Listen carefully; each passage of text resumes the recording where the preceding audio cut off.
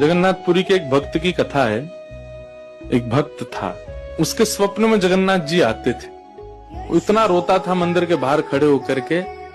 तो ठाकुर जी बोले, तू क्यों रोता है? बोले, आप बस मेरे साथ रहो, मुझे और कुछ नहीं चाहिए, और इस बात का मुझे अनुभव होना चाहिए कि आप मेरे साथ हो। तो भगवान जगन्नाथ जी ने उसको कहा, मैं तेरे साथ हमेशा हूं, और इसका अनुभव तुझे जब करना हो समुद्र की बालू में चलना, और थोड़ी दूर चलने के बाद फिर पीछे देखना, 2 पैरों के निशान तेरे होंगे और तेरे बगल में 2 पैर के निशान मेरे होंगे। उससे तुझे पता चल जाएगा मैं तेरे साथ।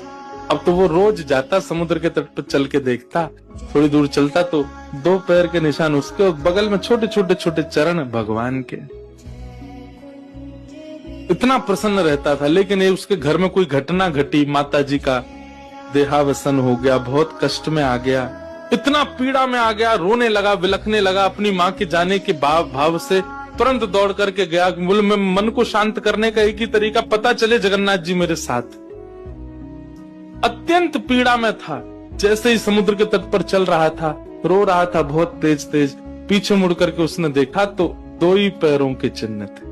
जगन्नाथ मंदिर के बाहर जाकर बोला, मैं समझ गया, मेरी माँ का देहावसन इसलिए हुआ क्योंकि आप मुझे छोड़ के चले गए हो। अब आप मेरे साथ में नहीं हो। आपने कुछ दिन मेरा संग किया, उसके बाद मुझे अकेला छोड़ दिया। नाथ, आप ऐसा कैसे कर सकते? मुझसे क्या अपराध हुआ? रोने लगा, बिलखने लगा। जगन्नाथ जी रात्रि में फिर स्वप्न में आए। क्यों रो रहा था?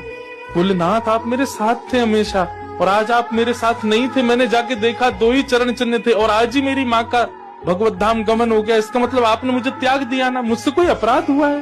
भगवान बोले, नहीं। तो फिर आज आपके चरण चिन्ह क्यों नहीं थे? भगवान बोले, कल तक मेरे चरण चिन्ह थे क्योंकि तू भी चल रहा था और मैं भी चल रहा था, परंतु आज तू पीड़ा में आ गया तो तुझे गोद में लेके मैं ही चल रहा था। वो मेरे चरण चिन्ह, तेरे नहीं, वो मैं ही हूँ।